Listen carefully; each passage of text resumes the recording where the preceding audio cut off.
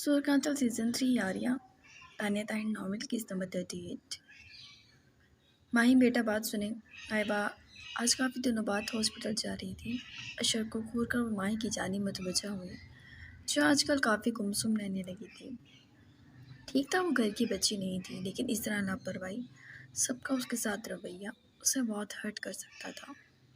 माही रुक गई। उसके हाथ में निम्रा के कमरे का सामान था, उसकी लॉन्ड्री थी।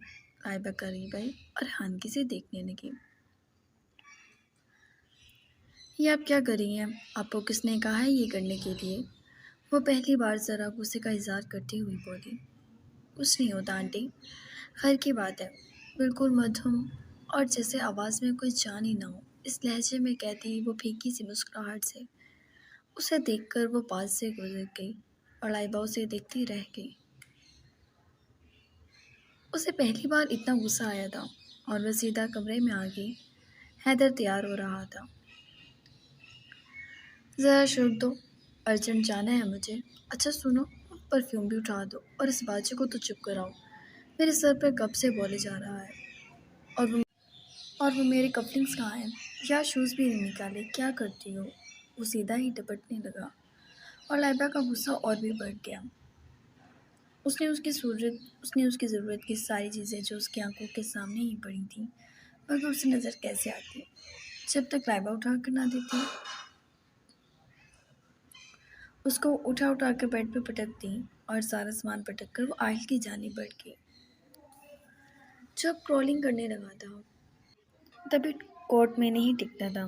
उसने आयल को बाहों में भरा और उसको चुप कराने लगी, जबकि हैदर ने पलटकर इस गुस्से पर ज़रा हैरानगी का इजहार करते ब्रश वहीं ड्रेसिंग पर रखा और उसकी जानिब मुड़ा। खैरियत है?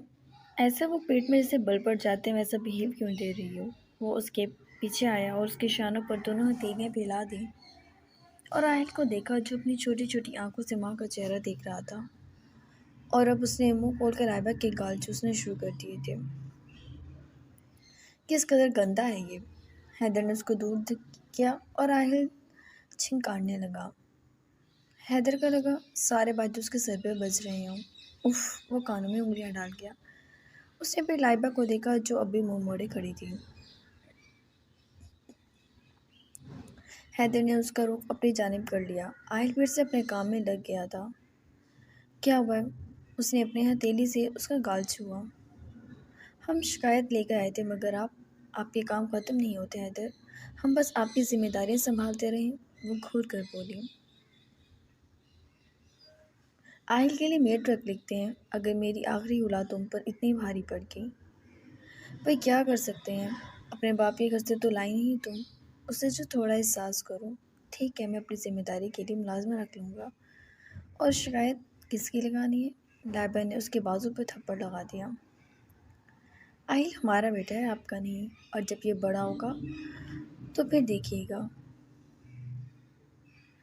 मैं तो तुम्हारे बाकी चारों को भी देख रहा हूँ। आवारा तरीन औलाद दी है तुमने मुझे।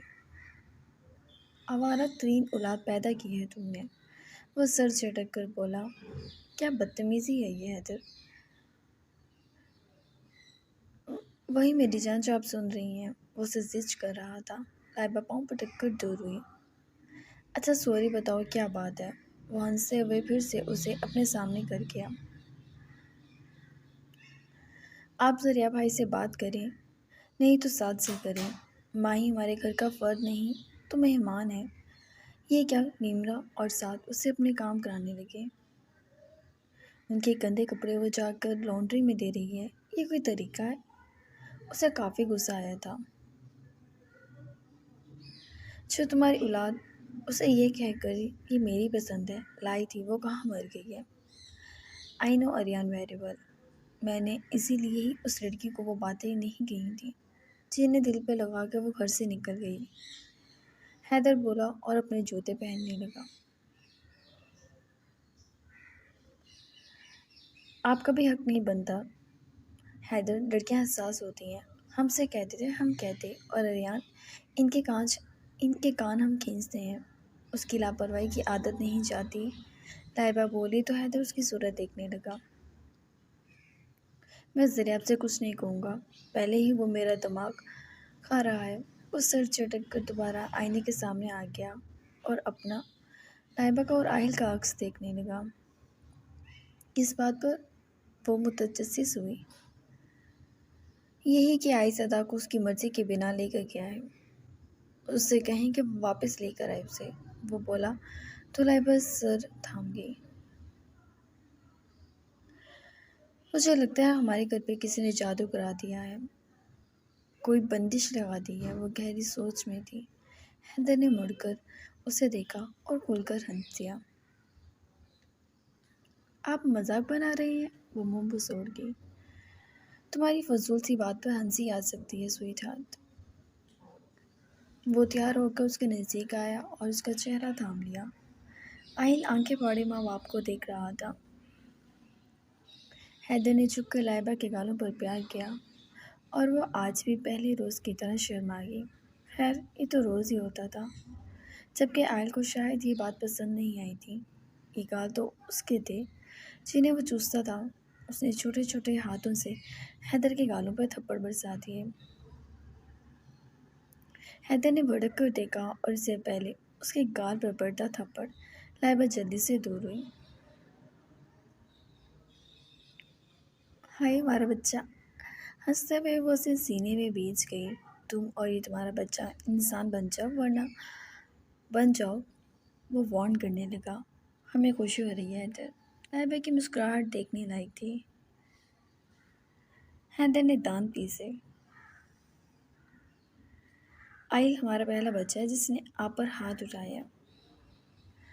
اللہ بری نظر سے بچائے۔ وہ چٹاچٹ اس کے گال چومتے وہ اسے دیکھنے لگی۔ حیدر کی گوری کی پرواہ کیے بنا جلدی سے جان بچا کر باہر نکل آئی،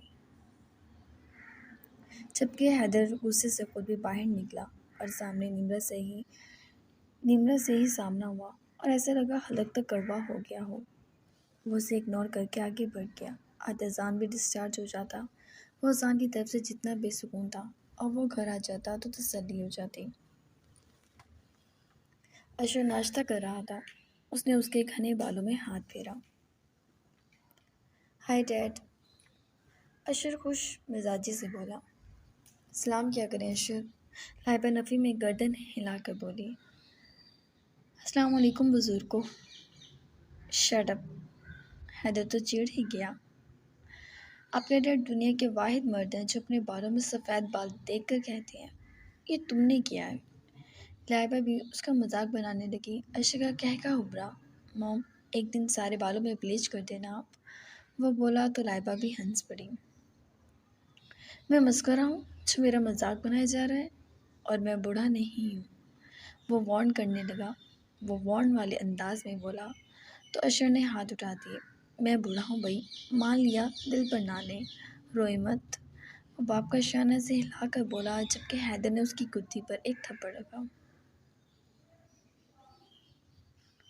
اف حیدر، لائبہ سر تھام گئی۔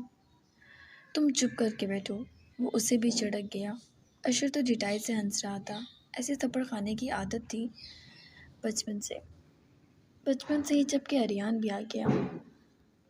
آج اذان نے گھر آنا ہے، وہ سنجیدگی سے اشر کو دیکھنے لگا۔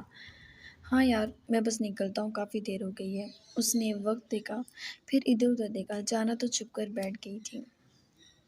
بات سنو، یہ تم کس چکر میں ہو؟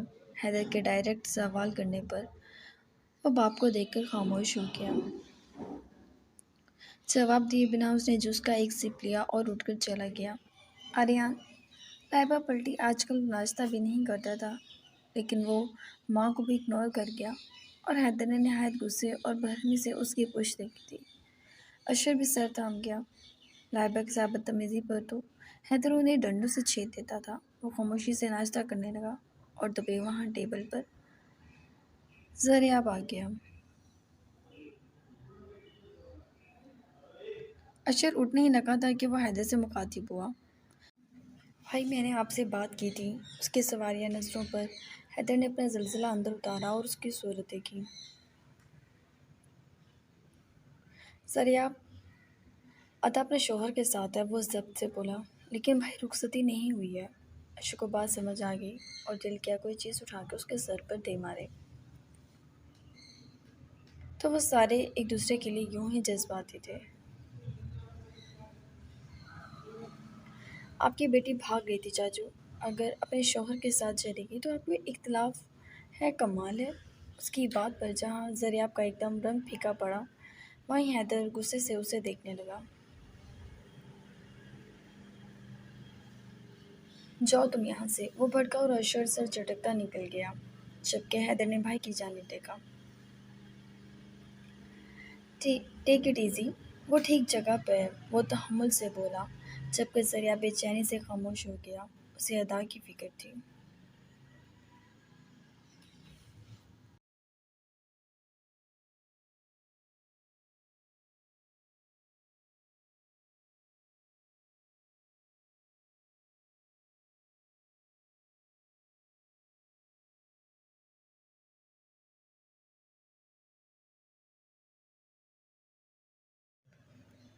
اذان کے واپس گھر میں آمد جیسے گھر کی رونق دوبارہ لے آئی تھی۔ اشر اور ریان کے ساتھ وہ گھر میں داخل ہوا تو سب سے پہلے زمین اس سے ملی تھی، اس کو پیار کیا، اس کی نظر اتاری۔ میں آج کر کے نہیں آیا یار، وہ ہنس پڑا۔ بس چپ ہو جاؤ اب تم، زمین نے ٹوکا اور سب اس کو دیکھنے لگے، چونکہ اس پر سے پیسے آ رہی تھی۔ اور اس کے بعد ملازم کے ہاتھ میں دیکھ کر اس نے حیدر کو غفلت سے دیکھا۔ آپ سے کہا تھا صدقے کا بکرا لے آنا، مگر نہیں، کوئی کام وقت پر نہیں ہوتا، وہ بولی تو سب اپنی مسکراہٹ روک گئی۔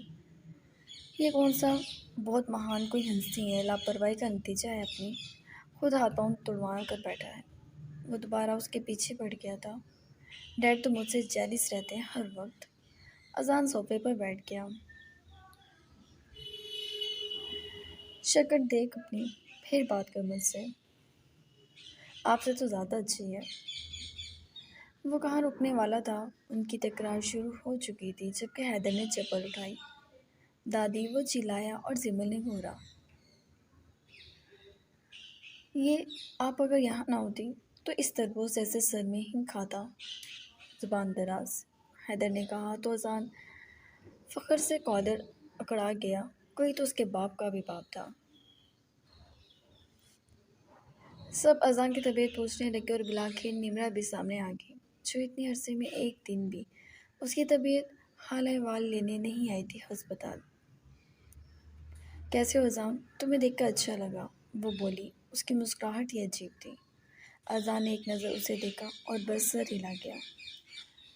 شک کا جو احساس اس کے اندر جنم لے چکا تھا وہ ہٹنے والا تھا، وہ ہٹنے والا نہیں تھا، اور اس کے بے تاثر رسپانس پر نمرہ بل کھا گئی اور ساتھ کو دیکھا، جو اسے ہاتھ کی شاعری سے نارمل رہنے کا کہہ رہا تھا، لیکن نمرہ تو جل بن گئی تھی اور وہاں سے نکل گئی۔ جبکہ اذان کو کمرے میں پہنچانے کی بات ہوئی، ابیر اب تک گھر واپس نہیں لوٹی تھی۔ اریان اور اشر نے اسے کمرے میں لٹا دیا۔ آئس چلا گیا؟ اذان کے سوال پر اشر نے سر ہلایا اور اذان نے آئس کو گالیوں کی بھرمار میں وائس میسج کر دیا۔ شرم نہیں آتی گالیاں دیتے ہوئے؟ سب کے نکلتے ہی ابیر اسے پانی کا گلاس تھماتی ہوئی بولی۔ نہیں، وہ ڈٹائی سے بولا۔ ویسے سوچ رہا ہوں شادی کر لوں، یہ پرنس اسٹیٹمنٹ مجھے اچھی لگ گئی ہے۔ کیسے آگے پیچھے پھر رہی ہو تم پہلے روز سے میرے؟ یہی اصل بیویوں والا مزاج ہونا چاہیے۔ ویری گڈ، اب مجھے سمجھ آ گئی ہے لڑکیاں بیویاں بن کر کیسی لگتی ہیں۔ اب کوئی اچھی سی لڑکی دیکھ کر میں شادی کر لوں گا۔ تھینکس برو، تم نے میری مشکل آسان۔ میرا ہاتھ ٹوٹ جائے گا، اف چھوڑو، چھپکلی ہاتھ توڑو گی کیا؟ وہ چلا رہا تھا، جبکہ ابیر نے اس کا پٹیوں میں لپٹا ہاتھ ہی مار دیا۔ بولو بولو، اور کچھ؟ اور میں تمہاری برو نہیں ہوں، وہ بنائی تو عزت سے پکارو، ذرا پیار سے کہو اذان جان۔ بکواس، وہ ہاتھ جھٹکتی بولی۔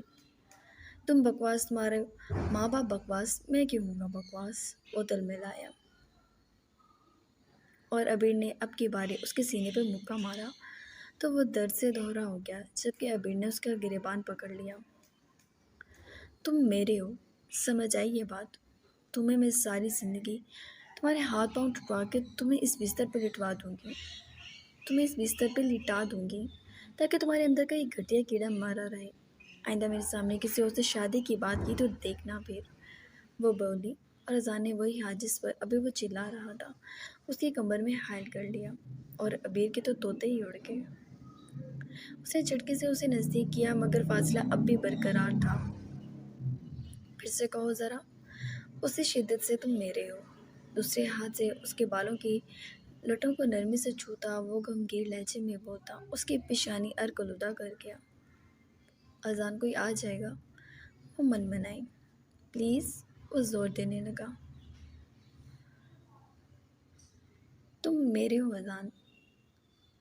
ابیر نے اس کی آنکھوں میں دیکھا اور اذان نے ان لفظوں کو خود میں اتارتا جیسے، اور ابھی وہ کچھ کہتا کہ دروازہ کھلا اور حیدر اندر آ گیا۔ ابیر کے رنگ فک ہو گئے تھے، شرمندگی سے دوہری ہوتی وہ جلدی سے سیدھی ہوئی، اور اذان نے اپنے مومنٹ کے خراب ہونے پہ باپ کو گھورا۔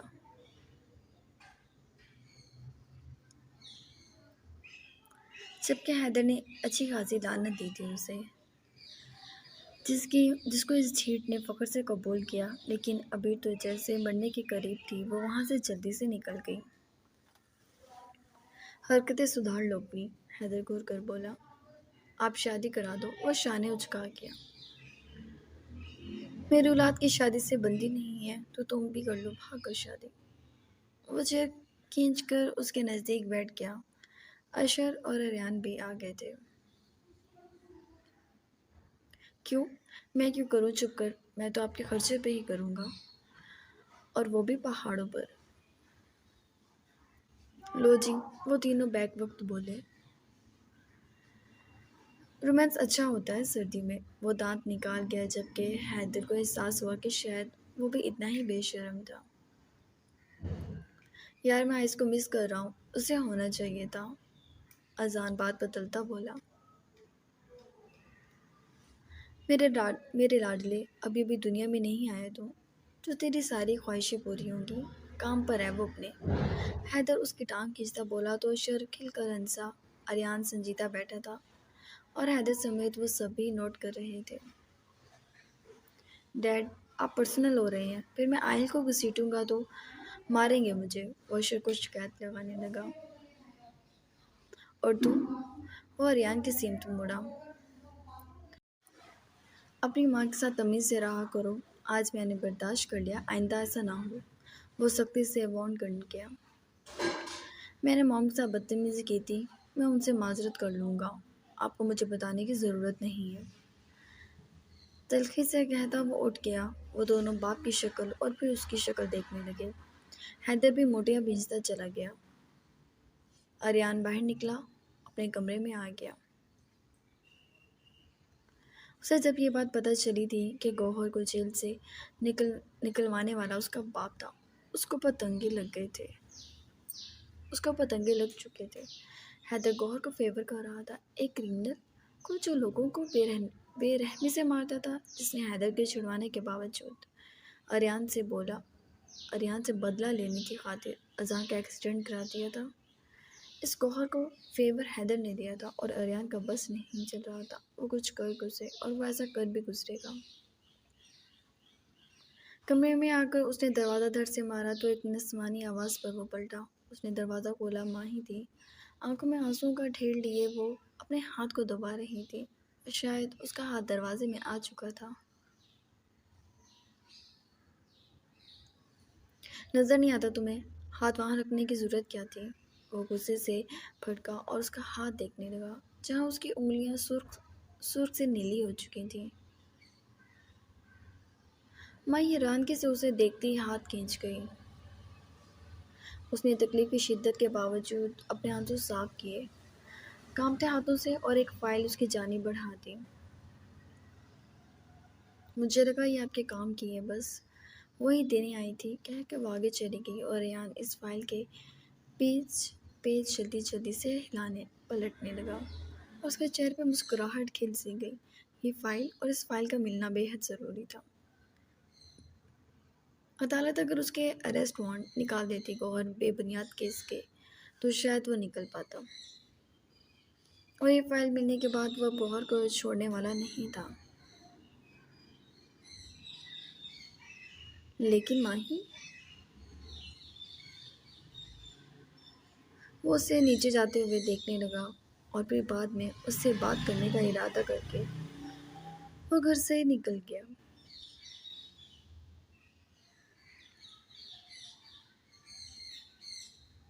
باہر بارش ہو رہی تھی اور کمرے میں بیٹھی وہ اپنی بے بسی پہ آنسو بہا رہی تھی۔ انسان کے ساتھ جتنا عرصہ رہا جائے اس کے مزاج کا اندازہ ہو جاتا ہے۔ اریان کی طبیعت میں لاپرواہی تھی، اسے نظر آ گیا تھا جب اس نے پورے گھر کے سامنے کہا کہ وہ اسے پسند کرتا ہے تو حیدر کی بات اسے اچھی نہیں لگی تھی کہ کب کوئی اور پسند آ جائے، کیا بھروسہ تمہارا۔ تب یہ بات چبھی تھی اور اب جب اتنے عرصے سے وہ یہاں تھی اور آنے کے بعد ایک بار بھی اس نے اس سے مخاطب ہونے کی بات کرنے کی کوشش نہیں کی تھی تو اسے اندازہ ہوا کہ حیدر اپنے بیٹے کے بارے اپنے بیٹے کی طبیعت سے شاید واقف تھا، تبھی اس بات کے خلاف تھا۔ ماہی نے اپنے ہاتھ کی جانب دیکھا، ہاتھ نیلا ہو چکا تھا اس کا ہاتھ نیلا ہو چکا تھا اس کا ہاتھ کانپ رہا تھا۔ اسے نمرا کے رویے نے اتنی تکلیف نہیں دی تھی جتنا اریان کی لاپرواہی نے دی تھی۔ وہ اس کے پاس نہیں آیا، شاید اس کے دل میں ماہی کے لیے وہ سب نہیں جو کہ ماہی محسوس کرتی ہے، شاید وہ اس کے بارے میں زیادہ سوچتی ہے۔ تو اس کا یہاں رہنا بے بنیاد ہی تو تھا۔ اپنی بے بسی پہ وہ آنسو بہانے لگی۔ آج وہ بھی کسی بڑے باپ کی بیٹی ہوتی تو اس کو بھی اہمیت دی جاتی، لیکن نہ ہی اس کا باپ تھا اور نہ ہی ماں، اور بہن بھی تھی تو جو جانتا تھا کہ اس کی بہن کہاں ہے۔ ہزار وعدے کرنے کے بعد بھی آج تک وہ لے کر نہیں گیا تھا اسے۔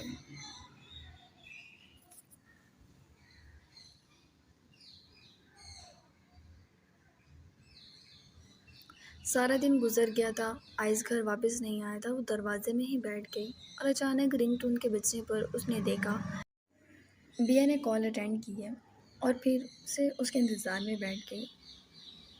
اس کے علاوہ یہاں کوئی دوسرا اس کا اپنا نہیں تھا تو ادا کو اسی کی یاد ستانے لگی، اسے اس کے انتظار میں بیٹھ گئی۔ اس کے علاوہ یہاں کوئی دوسرا اس کا اپنا نہیں تھا تو ادا کو اسی کی یاد ستانے لگی۔ وہ ان چاروں سے بھی نہیں بولی تھی۔ یس سر، بیا نے کہا اور اس کے پاس آ گئی۔ ادا، آئی سر نے کہا ہے انہوں نے ایک پارٹی میں جانا ہے تو تم تیار ہو جاؤ، بیا مسکرا کر بولی۔ ادا کا دل اور بھی بجھ گیا۔ یہ بات وہ اس سے بھی تو کہہ سکتا تھا، لیکن وہ صبح والی بات پر غصہ تھا۔ ادا نے گہرا سانس بھر کے سر ہلا دیا اور وہاں سے اٹھ گئی۔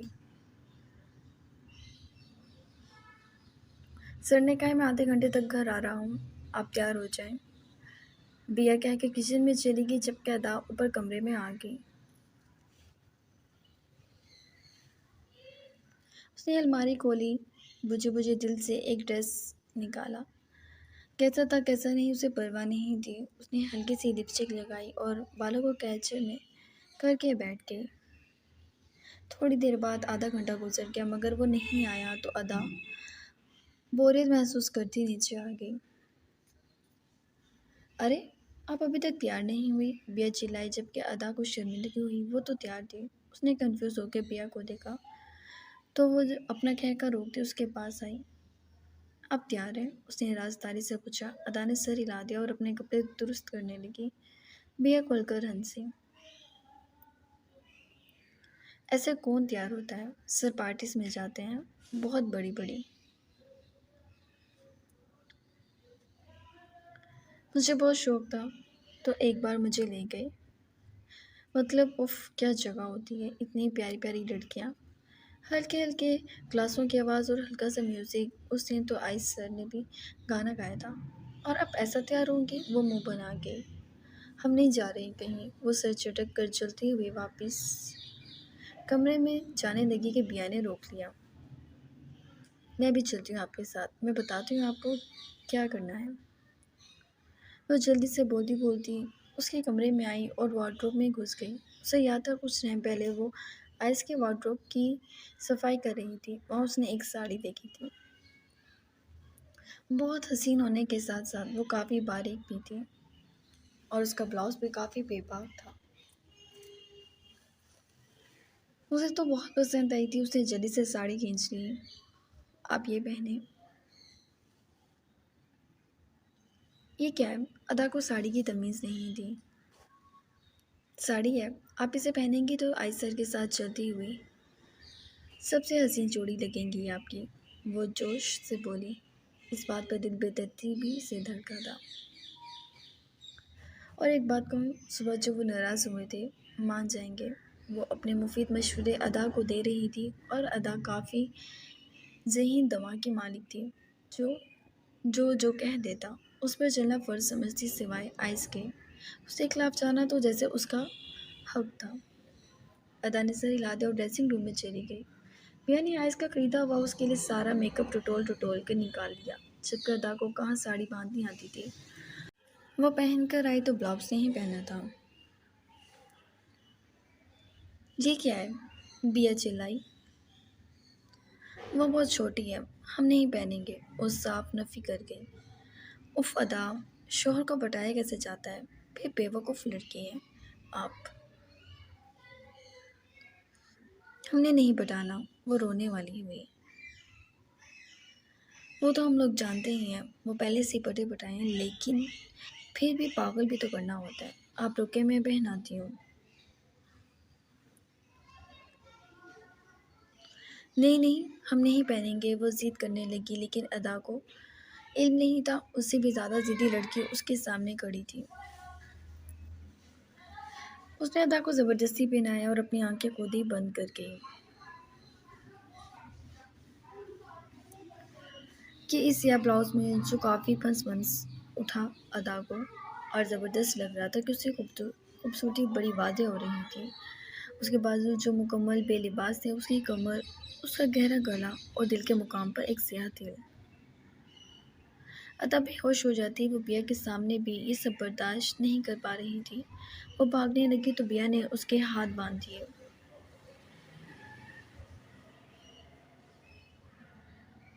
چل کر کھڑی ہو جائیں آپ، اس نے کہا، اور زبردستی ادا کے دوپٹے سے ہی اس کے ہاتھ باندھ کر اور پاؤں باندھ کر کھڑا کر دیا۔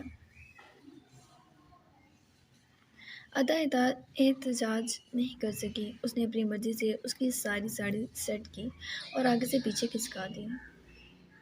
اچھا لگے گا، وہ کافی خوش تھی۔ ادا کا شرم سے برا حال تھا،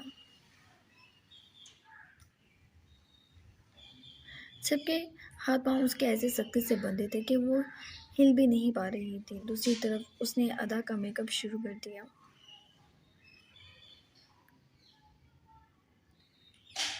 اس کے بال کھولے اور بالوں کو کاٹنا چاہا تو ادا چلا اٹھی۔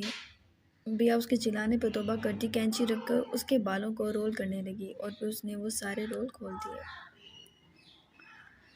اور جب اس نے اسے اپنے حساب سے تیار کر دیا تو ایک کالے سرمے کا ٹیکا اس کے کان کے پیچھے وہ لگانے ہی لگی تھی کہ تھڑ سے دروازہ کھلا۔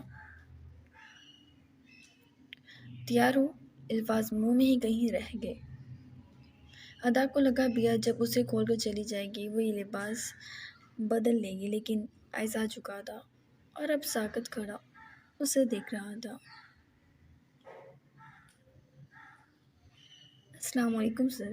پورے جوش سے بیا نے سلام کیا، وہیں ادا کا سر جھک گیا آئس کے سامنے۔ اس حالت پر وہ سر ہلا گیا۔ میں ادا کی نظر کا ٹیکا لگا رہی تھی، بیا نے بتایا، جبکہ آئس اس کے نزدیک آ گیا۔ تم جاؤ، یہ کام میں کر دیتا ہوں۔ اس کے ہاتھ سے سرمے لے کر وہ بولا، گویا ادا کام گئی اٹھی، کود کو کھلوانے کے لیے مچلنے لگی، جبکہ بیا تو بہت ہی خوش ہو گئی تھی، اور اس نے اپنے پورے دماغ کی گھوڑے دوڑا کر دروازے کو باہر سے لاک بھی کر دیا۔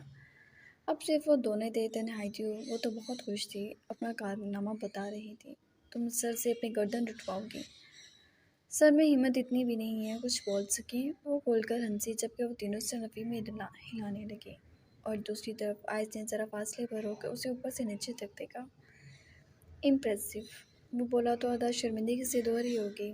آئس، ہمیں کھولے، وہ بدتمیز لڑکی ہمارے ساتھ بدتمیزی کر رہی تھی۔ ہم ابھی لباس بدل لیں گے، وہ بولی، جبکہ آئس نے اس کے برہنہ شانے پر اپنی گرم ہتھیلی کا دباؤ ڈالا، اور ادا ایک دم جیسے کرنٹ سا پھیلتا اپنے وجود میں محسوس کرنے لگی۔ نظر کا ٹیکا لگوا لو، گہری خمار آلودہ نگاہوں سے وہ اس کے دل کو دیکھتا بولا،